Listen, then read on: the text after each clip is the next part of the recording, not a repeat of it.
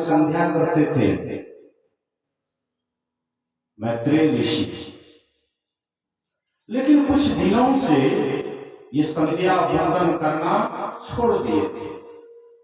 त्रिकाल संध्या रात का अंत और दिन का शुरुआत, सूर्य जिसमें उदय होता है एक उस समय में संध्या वंदन किया जाता है। पूर्वाहन का अंत, अपराह्न का शुरुआत, दोपहर का समय, उस समय में भी संध्या वंदन किया जाता है। दिन का अंत, रात्रि का शुरुआत, दोनों की संधि को संध्या कहते हैं। इस तरह से त्रिकाल संध्या बराबर करते थे, लेकिन कुछ दिनों से ये संध्या वंदन करना छोड़ दिए थे। उनकी पत्नी ब्राह्मणी, अड़ोस पड़ोस में कभी कभार जाती थी घूमने के लिए, तो दूसरी ब्राह्मणी इनकी पत्नी से कहते हैं कि तुम्हारा पति ब्राह्मण नहीं है। अगर ब्राह्मण होता तो वे नित्य नियमित संध्या वंदन करते। तुम्हारा पति ब्राह्मण नहीं है, लगता है शूद्र है। एक दिन, दो दिन, 4 दिन बराबर जो बोले। एक दिन वह अपने पति से कहते हैं, पतिदेव, जब मैं परोसन में जाती हूँ तो परोसन की महिलाएं हमें दुत्कारती है, चिढ़ाती है कि तुम्हारा पति शूद्र नहीं है, तुम्हारा पति ब्राह्मण नहीं है, शूद्र है, क्योंकि वह संध्या वंदन नहीं करते, त्रिकाल संध्या नहीं करते।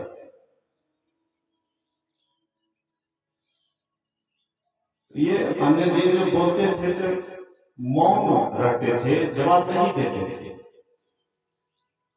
लेकिन उस दिन मैत्रेय ऋषि का मौन टूट जाता है और कहते हैं, देवी अब तुम ही बताओ, जब छूतका होता है तो संध्या वंदन नहीं किया जाता है।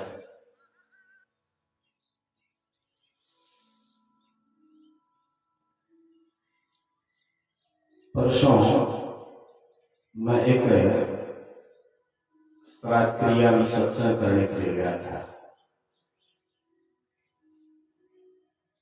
तो कुछ बच्चे लोग प्रणाम किए। एक बच्ची एक हाथ से प्रणाम की, स्टैंडर्ड प्रणाम, एक हाथ से प्रणाम की। तो मैंने कहा, प्रणाम करती हो तो पूरा मन से प्रणाम करना चाहिए, आधा मन से प्रणाम नहीं करना चाहिए। एक हाथ से प्रणाम करना मानो आधा मन से प्रणाम करना है, दिखाने के लिए हम प्रणाम कर रहे हैं, क्या जरूरत है। प्रणाम करो तो हृदय से करो, दोनों हाथ जोड़ करके करना चाहिए प्रणाम। एक हाथ से प्रणाम करती है।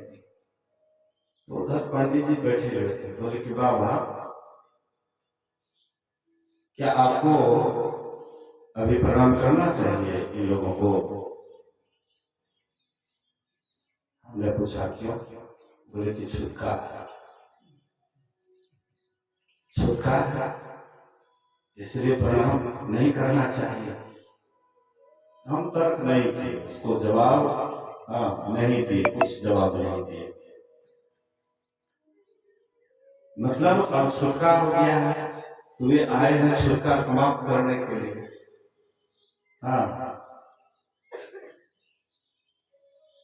प्रणाम नहीं करना चाहिए, पुरानी परिपाटी है, नियम है। तो जो मर जाता है, जब तक उसका क्रियाक्रम नहीं होता तो कहते छूतका। किसी का जन्म भी होता है, जब तक बही नहीं होता है बच्चा का, लोग छूतका मानते हैं। और उस समय में संध्या वंदन कहते नहीं करना चाहिए। एक सत्संगी हमसे पूछे, बाबा छूतका में ध्यान भजन सत्संग नहीं करेंगे?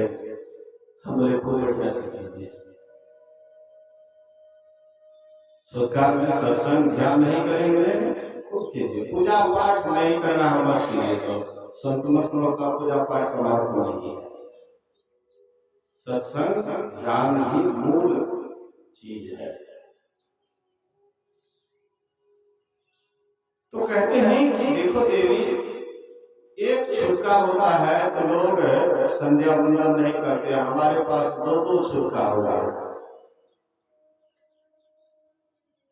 बोले पति देव, मेरे यहाँ दो छुटका, ना तो कोई जन्म लिया है ना किसी की मृत्यु हुई है, दो छुटका कैसे हो गया?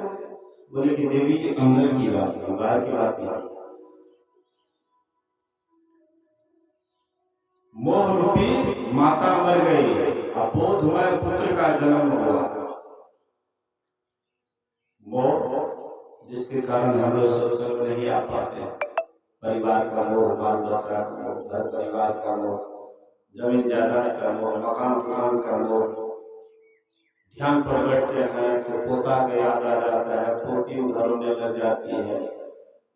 देखते हैं चेहरा को, आहा की करो ध्यान, अच्छा आवा नो आवा, तुरंत गोद में लेकर के उसको खिलाने लग जाते हैं।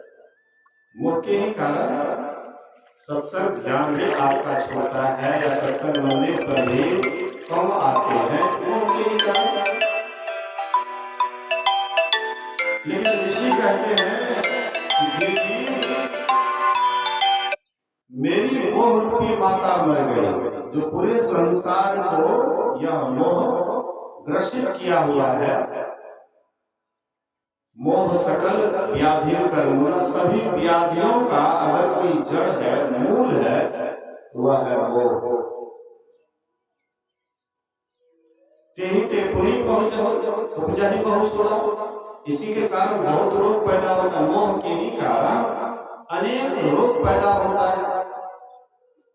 काम बात कफ लोभ अपाड़ा, क्रोध नित्य पित्त छाती जाड़ा, अनेक प्रकार की व्याधियां मोह से ही प्रारंभ होता है। लेकिन हे देवी, मेरी मोह रूपी माता ही मर गई। तब हुआ क्या? बोधमय पुत्र का जन्म हुआ। मोह जैसे ही खत्म हुआ, वैसे ही ज्ञान रूपी पुत्र का जन्म हुआ। ज्ञान रूपी पुत्र जन्म। अब तुम ही बताओ, दो छुटका हुआ कि नहीं हुआ? मोह रूपी माता मर गई, बोधमय पुत्र का जन्म हुआ, ये दो छुटका होते हुए अब तुम ही बताओ संध्या कैसे करो? दूसरी बात है कि सूर्य का उदय होता है, जब अस्त होता है तो बीच में जो संधि होती है, दोनों का जोड़ होता है, दिन रात का जोड़ होता है, तब में संध्या वंदन किया जाता है। मेरे हृदय रूपी आकाश में जो सूर्य उदय हुआ है, वो कभी अस्त लेने का नाम ही नहीं लेता है, बराबर उदय ही रहता है। अब तुम ही बताओ संध्या कैसे करें? हृदय कासे चिदादित्य सदा भासति भासति, नास्तमेति न च उदेति, कथम संध्या उपासमहे। अब तुम ही बताओ संध्या कैसे करें?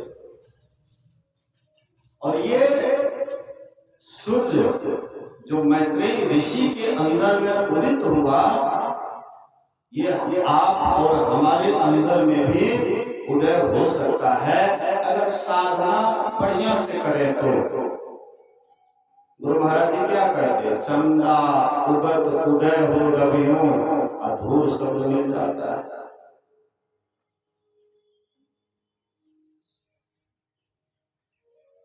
आपके अंदर में, हमारे अंदर में, प्रकृति में जो कुछ भी हम विभूति देखते हैं, सब कुछ अपने अंदर में मौजूद है। जैसे संध्या का जब बेला होता है, शाम का समय होता है, तो सबसे पहले हम आप भगजोगनी देखते हैं। शाम के समय भगजोगनी रोशनी करने लग जाता है। फिर थोड़ी देर के बाद देखते हैं तारा उदित हो जाता है आकाश में। फिर कुछ देर के बाद चंद्रमा का उदय हो जाता है, रात्रि का जब अंत होता है तो फिर सूर्य का भी उदय हो जाता है। ऐसे हमारे अंदर में भी ऐसे ही घटना घटता है। जब आप बढ़िया से ध्यान करते हैं, अंधकार को पार करने लग जाते हैं, तो हमारे अंदर में भी 5 रंग का, 5 तत्व का 5 रंग पहले सामने आता है। पीली, नीली, लाल, सफेदी, स्याही सन्मुख आता है। छट छट छट छट बिजली छटके भोर का तार दिखाता है। चंदा उगत उदय हो, रवि हो, धूल शब्द मिल जाता है। गुरु सतगुरु के चरण अधीनन, अगम भेद वह पाता है।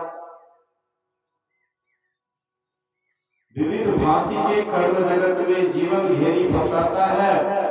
बाबा देवी कहे ग्रह में ही सतगुरु गुरु ही बचाता है। जो वेद में है वही संतवाणी में है। सब ज्ञान संतों के का जितने भी ज्ञान है सब एक ही ज्ञान है। सब अंदर जाने के लिए ही कहते हैं। हम आप भी अंदर जाएंगे, वही घटना घटेगी। और जैसे यह घटना घटेगी तो परमात्मा हमसे छिपा हुआ नहीं रहेगा, परमात्मा में जाकर के मिल जाएंगे, आवागमन का अंत हो जाएगा।